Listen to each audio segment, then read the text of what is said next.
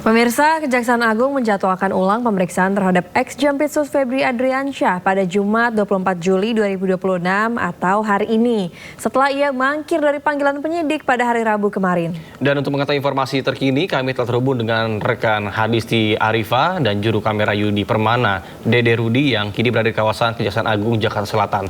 Baik, selamat pagi Hadisti, bagaimana terkait dengan rencana pemeriksaan ex-Jampitsus Febri Adriansyah pada hari ini, apakah sudah dimulai? Lala dan juga pemirsa, betul sekali bahwa hari ini mantan Jampitsus Febri Adriansyah dijadwalkan untuk menjalani pemeriksaan di Kejaksaan Agung Republik Indonesia. Sebetulnya ini memang merupakan pemanggilan kedua kali atau pemanggilan ulang karena seharusnya Febri Adriansyah ini beserta 4 orang saksi lainnya dijadwalkan pada Rabu 22 Juli lalu. Febri Adriansyah bersama dengan 3 orang lainnya diantaranya adalah Don Rito, NH dan juga PS ini dijadwalkan pada Rabu kemarin menjalani pemeriksaan, namun 2 orang tidak menghadiri pemanggilan tersebut, diantaranya adalah Febri Adriansyah dan juga NH dengan alasan kesehatan. Dan hari ini kembali dijadwalkan ulang untuk keduanya, baik itu Febri Adriansyah dan juga NH. Namun hingga saat ini kami belum melihat adanya pergerakan ataupun kedatangan dari Febri Adriansyah maupun juga NH di lingkungan Kejaksaan Agung Republik Indonesia ini. Nah, memang kasus yang menjerat Febri Adriansyah ini merupakan perkara terkait ditemukannya emas seberat 74 kg dan juga valuta asing yang nilainya mencapai ratusan miliar rupiah di kediaman Febri. Dan kini kasus ini ditangani oleh Kejaksaan Agung Republik Indonesia dengan membentuk tim khusus yang disebut tim 9. Dan memang telah ditetapkan juga 2 orang tersangka dalam perkara ini, yakni adalah Don Rito selaku pihak swasta yang diduga melakukan tindak pidana pencucian uang melalui hasil korupsi. Kemudian juga tersangka lainnya adalah mantan Jampitsus Febri Adriansyah yang diduga melakukan tindak pidana korupsi dan juga tindak pidana pencucian uang melalui kesalahan atau penyelewengan penanganan kasus hukum dalam perkara Krakatau Steel, kemudian juga ada PT Asabri dan juga Batubara PLTU. Dan ini merupakan pemanggilan kedua pada Febri Adriansyah dan juga NH untuk menjalani pemeriksaan di Kejaksaan Agung Republik Indonesia terkait perkara dan juga pemeriksaan tersebut. Memang sejauh ini dari Kejaksaan Agung Republik Indonesia telah mengeluarkan total 4 sprindik untuk tentunya mendalami dan juga menangani perkara yang menyeret mantan Jampitsus ini. Nata, Lala. Baik, terima kasih Hadisti Arifa melaporkan langsung dari Kejaksaan Agung Jakarta. Selamat bertugas kembali dan salam sehat. Pemirsa, pengacara Hotman Paris Hutapea resmi mengundurkan diri sebagai kuasa hukum tersangka dugaan korupsi dan TPPU di PT Asabri. Keputusan ini diambil agar Hotman dapat fokus memulihkan kesehatannya. Pengacara Hotman Paris Hutapea resmi mengundurkan diri sebagai kuasa hukum tersangka dugaan korupsi dan TPPU di PT Asabri Febri Adriansyah. Keputusan ini diambil agar Hotman dapat fokus memulihkan kesehatan pasca operasi saraf terjepit yang dinilainya kian memburuk. Hotman menjelaskan pemulihan kesehatannya terganggu karena memaksakan diri kembali bekerja sebelum masa istirahat 2 minggu pasca operasi bius total di Singapura pada 9 Juli 2026. Rasa sakit yang merambat dari pinggang hingga kaki membuatnya khawatir berisiko lumpuh jika terus menangani perkara berat. Hotman mengklaim harus mengonsumsi pereda nyeri sebelum terbang untuk pemeriksaan lanjutan. Di awal Juli saya sudah bolak-balik ke Medistra, termasuk Ibu Dokter Teni yang ngerawat. Terus saya akhirnya operasi saraf kejepit di rumah sakit di Singapura, di Novena. Di sana udah operasi tanggal 9. Persis kasus teman kita itu lagi rame. Terus menurut dokter di sana 2 minggu nggak boleh kerja. Anda tahu kan saya kerja 2 minggu ini, yang Anda tahu lah kasusnya kan. Ya akhirnya makin parah. Aku sangat khawatir, katanya kalau takut jadi lumpuh. Jadi dokter sana sudah marah-marah, kenapa kerja gitu loh, ya. Jadi atas dasar pertimbangan itulah saya sudah dari 2 hari lalu sudah kasih tahu ke klien saya, sekarang jadi mantan Febri Jampitsus, saya mengundurkan diri. Terkait kelanjutan kasus, Hotman memastikan proses hukum Febri tetap berjalan meski ia mundur sebagai kuasa hukum mantan Jampitsus Kejagung. Hotman juga membantah keras rumor di media sosial yang mengaitkan pengunduran dirinya dengan isu pajak atau kepemilikan puluhan cabang bisnis. Sementara itu, Ketua Masyarakat Anti Korupsi atau MAKI, yakni Boyamin Saiman, meyakini Hotman Paris mundur sebagai kuasa hukum ex-Jampitsus Febri Adriansyah karena diminta oleh kliennya. Saya yakin mundurnya Hotman itu karena diminta oleh kliennya sendiri. Karena apa?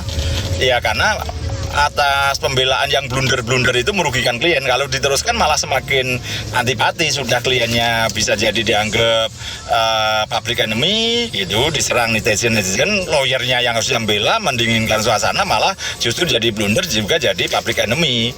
Jadi kalau diteruskan ya malah yang paling rugi kliennya gitu, Pak Febri. Maka ya saya sudah menduga itu pasti akan diputus kontrak sebenarnya gitu. Soal kalimatnya mengundurkan diri itu ya akhirnya kan pasti komplain tuh Pak Febri, gimana ini kira-kira kan gitu, dan tidak nyaman gitu.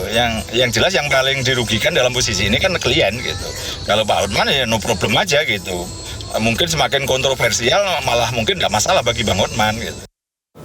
Selain PWI Pusat, media independen online atau MIO Indonesia juga melaporkan pengacara Hotman Paris Hutapea ke Polda Metro Jaya. Ya, laporan tersebut terkait dengan dugaan penghinaan terhadap profesi wartawan.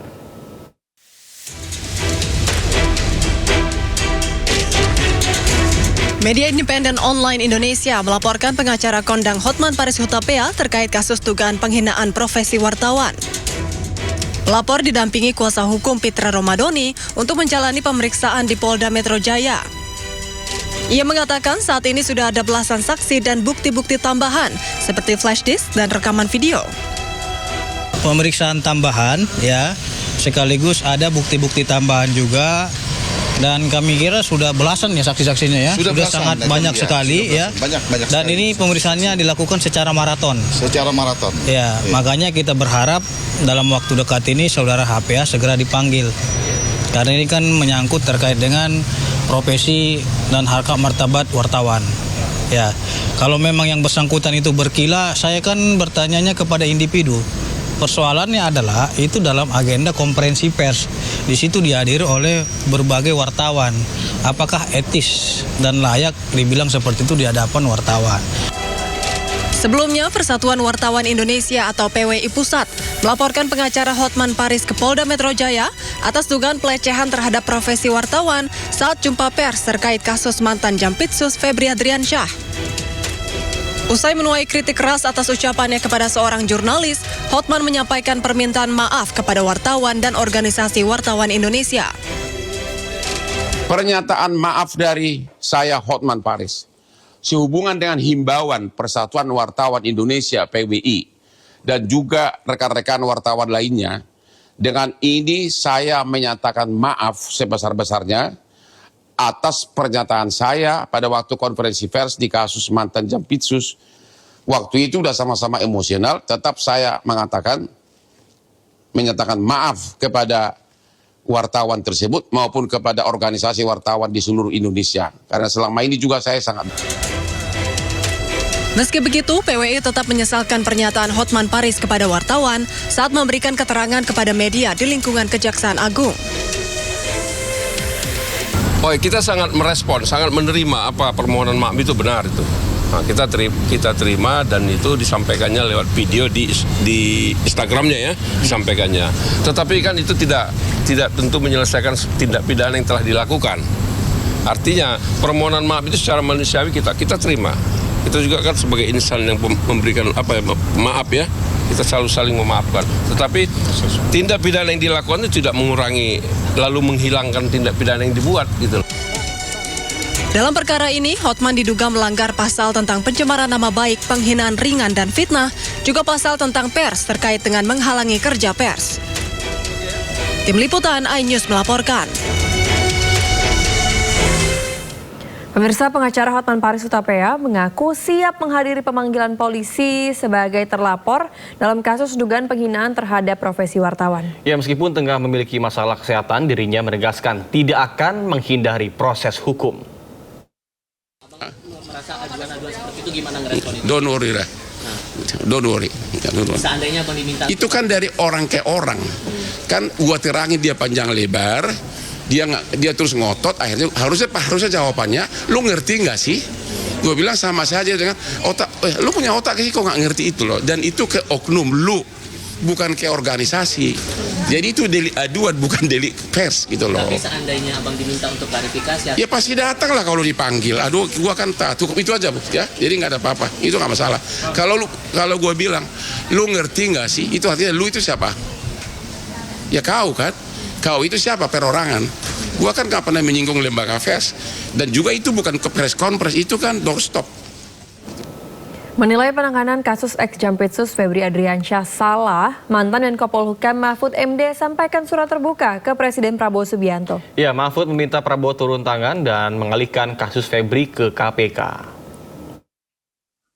Bapak Presiden yang terhormat, kami melihat dan merasakan pada saat ini perkembangan hukum kita sudah begitu buruk dan sangat mengkhawatirkan.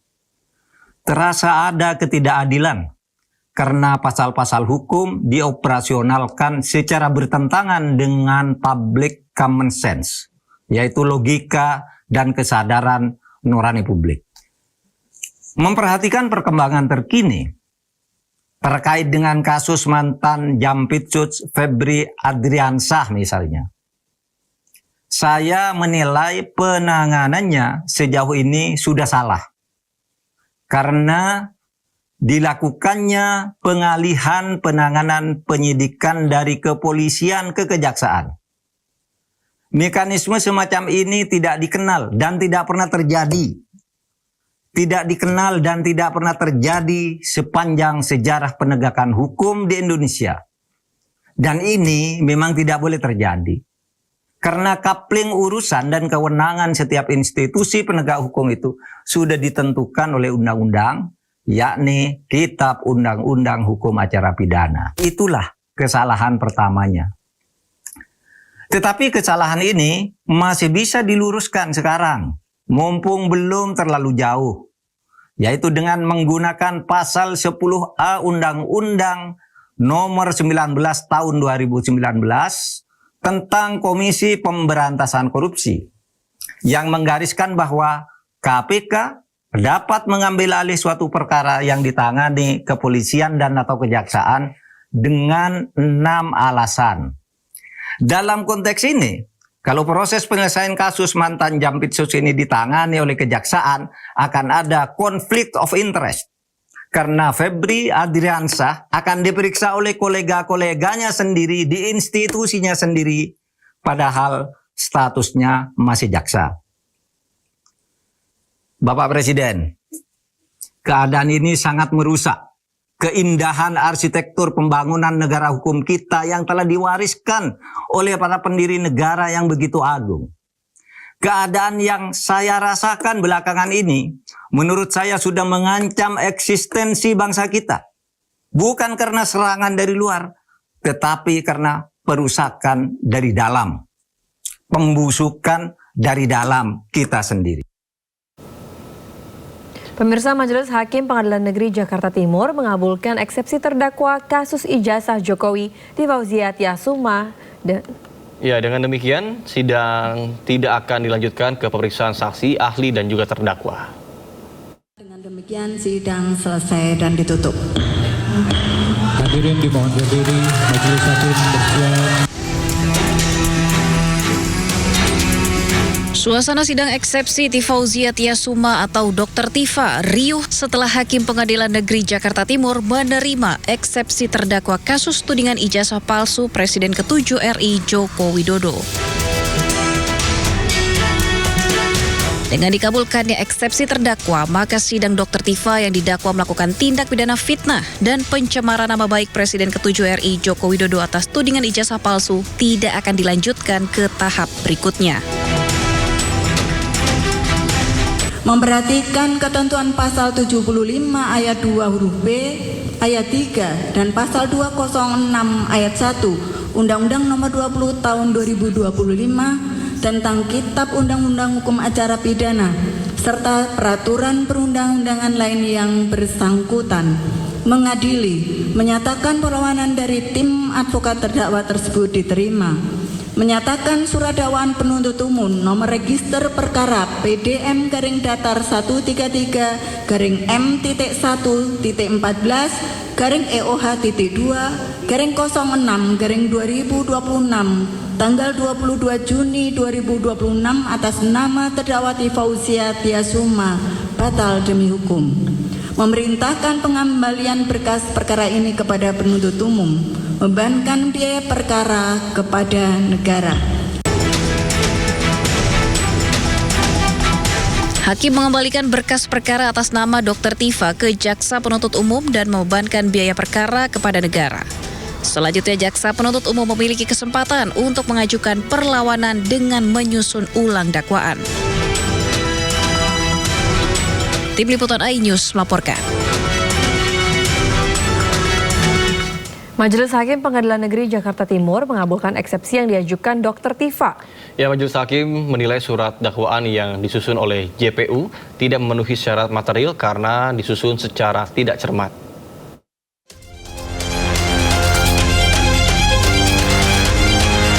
Majelis Hakim Pengadilan Negeri Jakarta Timur mengabulkan eksepsi yang diajukan oleh terdakwa kasus tudingan ijazah palsu Presiden ke-7 RI Joko Widodo, Tifauzia Tiasuma atau Dr. Tifa. Majelis Hakim menilai surat dakwaan yang disusun Jaksa Penuntut Umum tidak memenuhi syarat material karena disusun secara tidak cermat. Atas dasar itu, surat dakwaan dinyatakan batal demi hukum dan pemeriksaan perkara tidak dilanjutkan. Dalam pertimbangannya, Majelis Hakim menilai Jaksa Penuntut Umum memasukkan dua pasal yang mengatur delik yang sama, tetapi berasal dari dua rezim undang-undang yang berbeda sebagai dakwaan alternatif. Menimbang bahwa penuntut umum dalam dakwaan alternatif pertama subsidiar dan dakwaan alternatif kedua subsidiar telah menentukan dua pasal yang mengatur delik sama persis, hanya saja berada dalam dua rezim undang-undang berbeda yang terhadapnya berlaku azas-azas sebagaimana telah disebutkan di atas, antara lain azas lex meteor, azas lex posterior derogat legi priori. Menimbang bahwa alternatif yang demikian akan menimbulkan ketidakpastian hukum karena seakan menunjukkan bahwa penuntut umum tidak dapat menentukan pilihan pasal mana yang akan ia dakwakan untuk perbuatan yang sama dan karenanya akan dipersidangkan. Menurut Majelis Hakim, penyusunan dakwaan tersebut justru menimbulkan ketidakpastian hukum karena menunjukkan keraguan-raguan Jaksa Penuntut Umum dalam menentukan pasal yang tepat untuk didakwakan atas perbuatan yang sama. Dari Jakarta, Tim Liputan iNews melaporkan. Setelah Pengadilan Negeri Jakarta Timur mengabulkan eksepsinya, terdakwa pencemaran nama baik dan fitnah ijazah palsu Jokowi, Dr. Tifa, memastikan tetap akan memperjuangkan kebenaran terkait pembuktian ijazah Jokowi. Ya, Tifa tetap akan berjuang membuktikan hasil penelitiannya mengenai ijazah Jokowi. Dengan demikian, sidang selesai dan ditutup.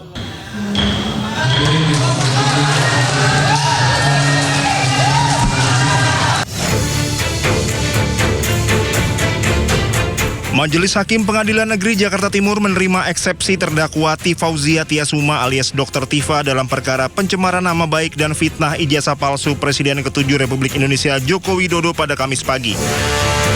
Dengan putusan tersebut, persidangan ini tidak dilanjutkan ke tahap pembuktian alias berhenti.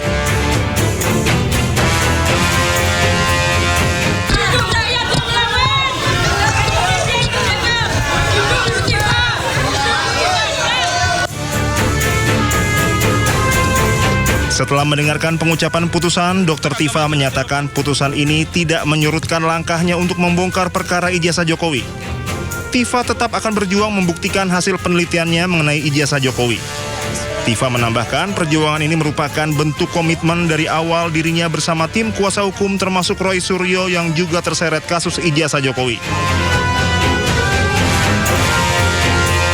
Seluruh rakyat Indonesia, percayalah bahwa keputusan dari Majelis Hakim pada hari ini untuk menerima eksepsi kami tidak menyurutkan langkah saya, tidak menyurutkan langkah kami untuk terus memperjuangkan kebenaran, terutama terkait dengan persoalan yang selama ini sudah menjadi beban bagi seluruh bangsa Indonesia terkait dengan otentitas dari ijazah yang selama ini menjadi polemik. Sehingga apa? Sehingga ke depan kita tidak perlu harus menemui persoalan ini lagi pada presiden-presiden maupun pejabat-pejabat berikutnya. Ini yang paling pokok. Dengan batal demi hukum ini, apa yang dimaknai apa? Bahwa perkara ini tidak layak dipersidangkan. Ini bukan perkara pidana. Mau dibuat apapun pasti akan membingungkan kalau dibuat pidana. Bayangkan saja bagaimana kita tidak bingung. Adanya suatu wawancara dengan Aiman Wicaksono yang itu hanya dilakukan dalam bentuk pemusatan atau fokus pada foto, ya, itu dikatakan perbuatan pidana mengubah, merusak. Bagaimana? Ijazah yang otentik. Bagaimana? Sebelumnya, Majelis Hakim Pengadilan Negeri Jakarta Timur menerima eksepsi terdakwa Tifauzia Tiasuma alias Dr. Tifa dalam perkara pencemaran nama baik dan fitnah ijazah palsu Jokowi pada Kamis pagi. Persidangan ijazah ini tidak dilanjutkan ke tahap pembuktian. Majelis Hakim menyatakan berkas perkara Dr. Tifa beserta seluruh barang bukti harus dikembalikan kepada jaksa penuntut umum.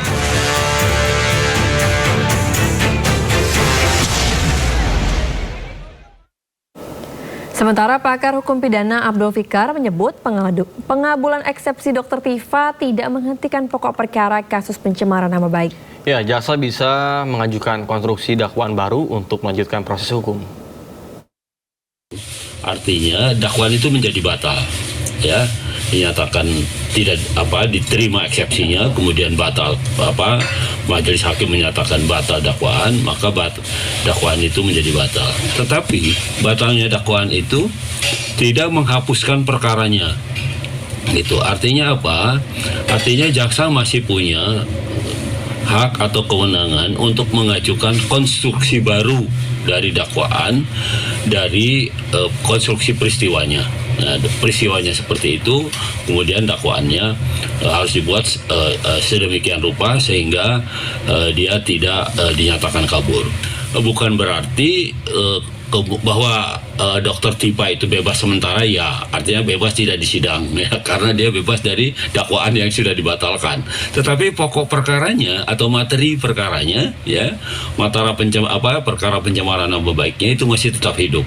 Artinya jaksa masih punya kesempatan merubah konstruksi dakwaan dan mengajukan kembali untuk disidangkan kembali. Saya kira begitu. Sejalan dengan Abdul Fikar, praktisi hukum Egy Sujana mengingatkan Dr. Tifa untuk tidak terlalu berbesar hati. Ya, sesuai dengan pasal 75 ayat 4, jaksa penuntut umum dapat mengajukan dakwaan baru dalam 7 hari ke depan pasca putusan sela. Sepertinya mereka tidak paham gitu loh, atau tidak mengerti saya. Kok euforia seolah-olah kasusnya menang dan langsung hal-hal yang bersyukur itu, syukur sih wajib, bagus kita mensyukuri sesuatu. Tapi ini belum akhir, belum. Masih ada peluang dari jaksa untuk dakwaan yang diulang gitu loh. Nah, KUHP yang baru pasal 75 ayat 4 menyatakan boleh dapat diulang. Tapi persoalannya di waktu 1 minggu. Nah, saya duga dengan keras kalau jaksa penuntut umum tidak lakukan dakwaan ulang terhadap putusan sela ini, diduga ada permainan yang menyesatkan gitu loh.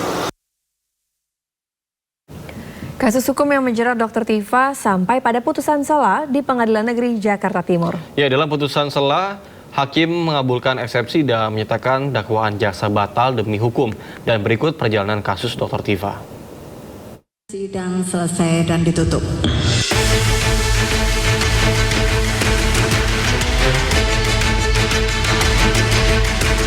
Tifauzia Tiasuma atau Dr. Tifa ditetapkan sebagai tersangka sejak November 2025 atas tuduhan menyebarkan informasi palsu terkait ijazah Presiden ke-7 Republik Indonesia Joko Widodo. Pada 19 Juni 2026, Dr. Tifa dijemput paksa penyidik Polda Metro Jaya dari apartemennya di kawasan Tebet, Jakarta Selatan. Tidak mengikuti jejak rekannya Roy Suryo yang mengambil pra-peradilan, Dr. Tifa menjalani sidang pokok perkara dengan agenda pembacaan dakwaan di Pengadilan Negeri Jakarta Timur pada 2 Juli lalu. Sidang selesai dan ditutup. Hadirin dimohon berdiri, majelis hakim bersiap. Pada sidang putusan sela yang digelar pada 23 Juli 2026, Majelis Hakim yang diketuai Christina Endarwati mengabulkan eksepsi yang diajukan tim kuasa hukum Dr. Tifa. Hakim menyatakan nota keberatan diterima sehingga menghentikan proses persidangan lebih lanjut atas dakwaan tersebut. Tim Liputan Anyus melaporkan. Sementara itu, sidang pra-peradilan jilid ketiga Roy Suryo digelar di Pengadilan Negeri Jakarta Selatan ditunda hingga 29 Juli 2026. Ya, penundaan disebabkan oleh ketidakhadiran pihak kejaksaan selaku turut termohon. Pengadilan Negeri Jakarta Selatan menunda sidang pra-peradilan yang dilayangkan oleh Roy Suryo terkait ganti rugi atas pengabulan perkara pra-peradilan penggeledahan, penangkapan, dan penahanan dalam kasus tudingan ijazah palsu Presiden ke-7 RI Joko Widodo. Sidang pra-peradilan jilid 3 Roy Suryo ini ditunda hingga 29 Juli 2026 pekan depan. Penundaan disebabkan oleh ketidakhadiran pihak kejaksaan selaku turut termohon dalam perkara tersebut. Untuk itu, Hakim Tunggal memutuskan untuk menjadwalkan ulang persidangan guna memastikan kehadiran seluruh pihak terkait. Hari pertama, ketika pra-peradilan kami selaku pemohon, itu kamilah yang kemudian akan membacakan permohonan kami apa terhadap termohon dan juga terhadap turut termohon. Jadi kami itu tidak bisa kemudian santai-santai. Hari pertama itu hari kita, baru hari kedua besok itu jawaban dari seharusnya termohon dan juga turut termohon. Kemudian kami juga harus langsung memberikan jawaban hari itu juga, yaitu berupa replik dan juga mereka kemudian duplik. Sebelumnya pada sidang pra-peradilan kali ini, Roy mengajukan gugatan untuk menuntut ganti rugi kepada pihak Polda Metro Jaya dan Kejaksaan sekitar 210 juta rupiah atas upaya paksa yang dilakukan penyidik Polda Metro Jaya. Dari Jakarta, Tim Liputan News melaporkan. Pasukan Garda Revolusi Iran meluncurkan rudal balistik ke pangkalan AS di Yordania. Sidot Today akan segera kembali, tetap bersama kami.